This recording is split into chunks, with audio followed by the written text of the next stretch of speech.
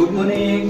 આજે આપણે ગણિતમાં ઈંટોની ઇમારત ચેપ્ટર ચાલુ કરીએ છીએ. ઈંટોની ઇમારત ચેપ્ટર ચાલુ કરતા પહેલા આપણે ઈંટો વિશે જાણવું છે. આપણે ઈંટ વિશે જાણીએ ને પહેલા. સરસ. તો આપણે ઈંટ લઈએ. આ શું છે? હવે આપણે પહેલો પ્રશ્ન, ઈંટનો ઉપયોગ શેમાં થાય?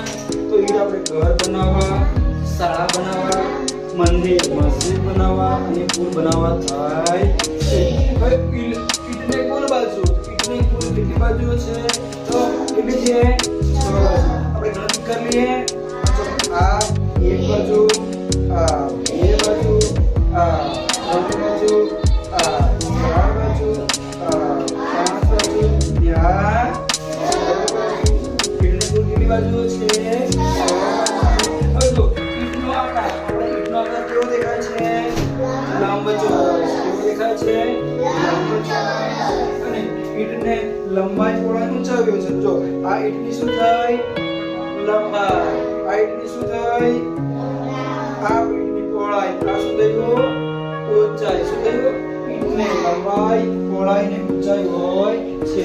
અને ઈંટની લંબાઈ હંમેશા કેટલા સેમી હોય? 19 સેમી હોય. કેટલી હોય? 19. અને પહોળાઈ ને ઊંચાઈ, આ પહોળાઈ ને આ ઊંચાઈ કેટલી હોય છે? 9 સેમી હોય છે. હવે એનું વજન લગભગ અંદાજે 3 થી 3.5 કિલોગ્રામ હોય છે.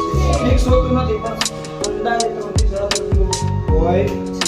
હવે ઈંટ બીજો તો આપણે ઈંટને ઝરૂખો બનાવવા માટે કરી શકીએ છીએ. ઈંટને આપણે જાળી બનાવવા વગેરે માટે કરી શકીએ છીએ. અને જો ઈંટને બે બાજુ લાંબી હોય છે. જો એક આ બાજુ લાંબી અને એક આ બાજુ લાંબી. અને ઈંટને બે બાજુ સાંકડી હોય છે. જો આ એક બાજુ અને આ એક બાજુ કેવી હોય છે? સાંકડી હોય છે. તો આપણે ઈંટ વિશે ખબર પડી ગઈ.